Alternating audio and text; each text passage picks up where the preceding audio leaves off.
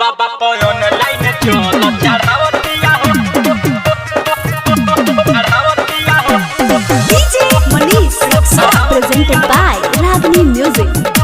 चढ़ावतिया हो बोलो बोलो शंकर भगवान की। एगो पिया वाया एगो लभर के हो पेन्ही गेरुआ के साड़ी सवर के हो एगो पिया वाया एगो लभर के हो पेन्ही गेरुआ या साड़ी सहर के हो।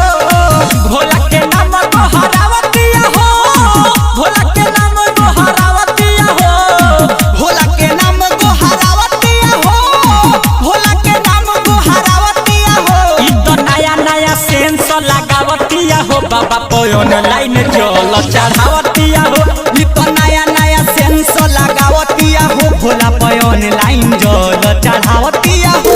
पयोन लाइन जल चढ़ावतिया हो Lalsa Recording Studio, Gopalganj. DJ Manish Raksa.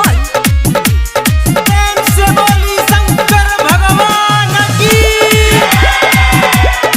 बाबा पयोन लाइन जल चढ़ावतिया हो भूखेले सोमारी चारो रहे पूरा खुश हो घर ही में भोला जी के करे महसूस हो करे महसूस हाँ हाँ भूखेले सुमारी चारो रहेले खुश हो घर ही में भोला के करे महसूस हो। देव के जगावतिया हो देव के जगावतिया हो देव के जगावतिया हो देव के जगावतिया हो।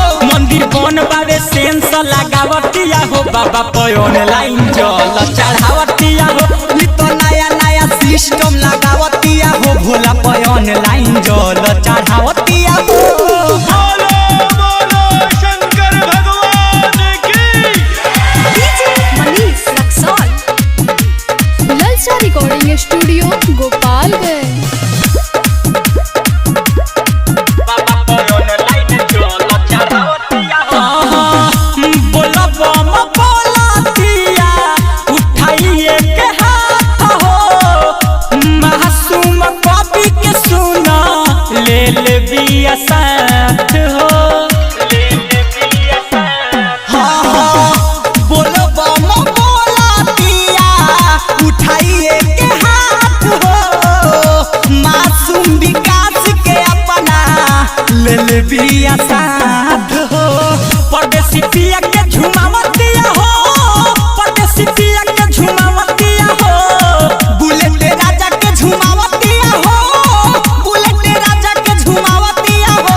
मंदिर बंद बावे सेंस लगावतिया हो बाबा पयोन लाइन जल चढ़ावतिया हो ई तो नया नया सिस्टम लगावतिया हो बाबा पयोन लाइन जल चढ़ावतिया हो। Presented by Ragini Music.